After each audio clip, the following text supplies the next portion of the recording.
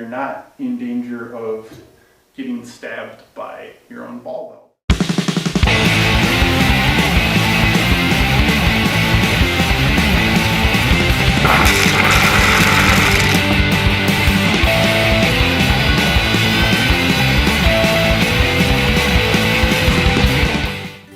Hey brewers and beer lovers, it's Jake with superbrewers.com. And today I'm here to talk about putting a weldless bulkhead in your kettle or hot liquor tank, or you could even use this in a fermenter. As you can see, if you're watching the video of this, the ball valve and the nipple stick out a good 4 inches or more. And so that's extra distance that you have to hold that kettle away from your body. Recently, I noticed they mount their ball valves directly under one of the handles. And so that's what I'm gonna do with the bulkhead that I'm installing. And the benefit of that is it doesn't matter which way you grab the handles, you pick them up and you're not in danger of getting stabbed by your own ball. Here is everything that we're gonna need to finish this project other than the kettle. Here is the ball valve and bulkhead assembly that I purchased as a kit. This one has a nut in the middle so that it can be held tight while you tighten down the internal nut. We're also gonna need a hammer and nail just to mark where we're gonna put the hole, so we know where to drill. We're gonna need hearing protection because drilling kettles is really loud. So yeah, make sure you have earplugs or hearing protection. I'll get those ready to go. And then once the hole is in place, we have some fine grade sandpaper just to clean up the edges so that there's no shards sticking out that could cut you while you're working. So that's going to be important. And then the step bit is this, I believe, is a 11 step bit, and it goes from up to 7/8.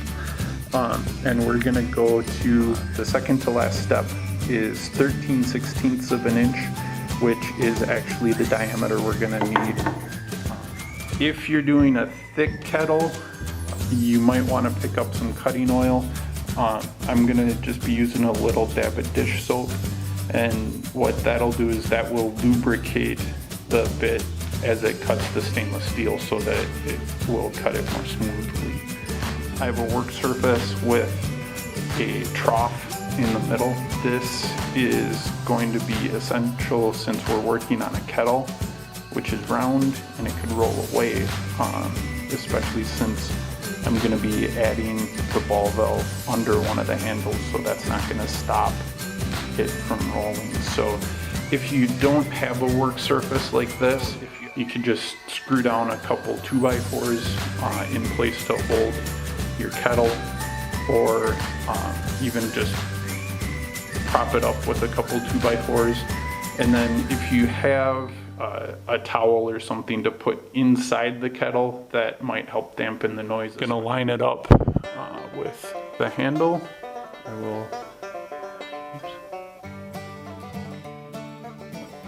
mark the center.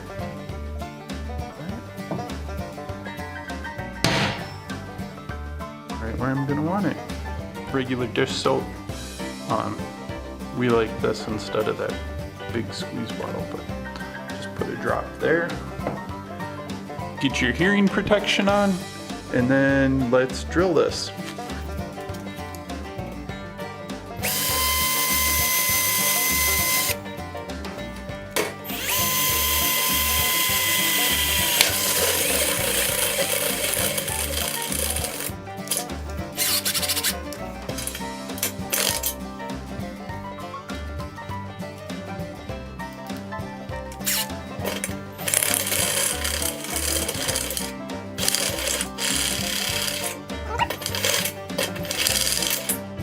perfect. Make sure you go slow. I mean, you want your drill to run as fast as it can, but don't just put a ton of force behind it. There is one little piece over here that there's a jagged piece of metal sticking out, so you want some fine grade sandpaper.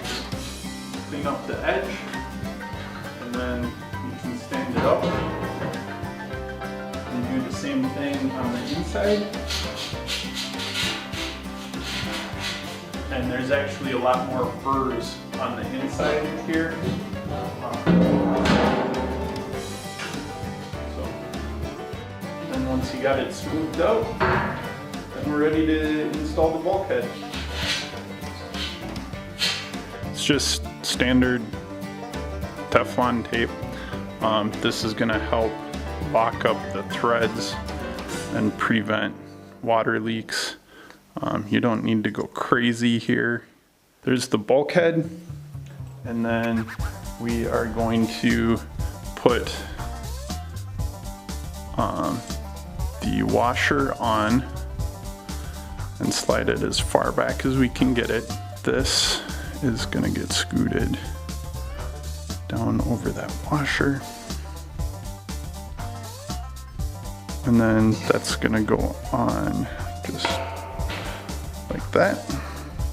All right, I am holding the outside of this, and then we're just gonna slide that silicone gasket on. And then again with this, you wanna make sure the cutout is towards the gasket. I'm not gonna tighten it down a ton here. I need this to be able to move so we can make sure the ball valve's aligned. Here we have the ball valve, and we're just gonna thread this back on the outside. And if you actually have it closed, it gives you something nice to grip. And then hold that back nut and then turn it until it's there.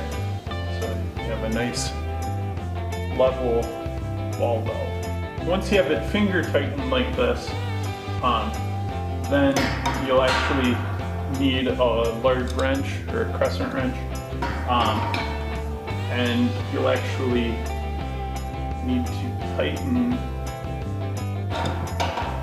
the nut, and I'm turning it backwards because it's actually tightening into the ball valve. And once it's level like that, then you can come back and hold this steady and then tighten the internal. And finger tight should be good enough. I like the way that turned out. Grew up an adventure.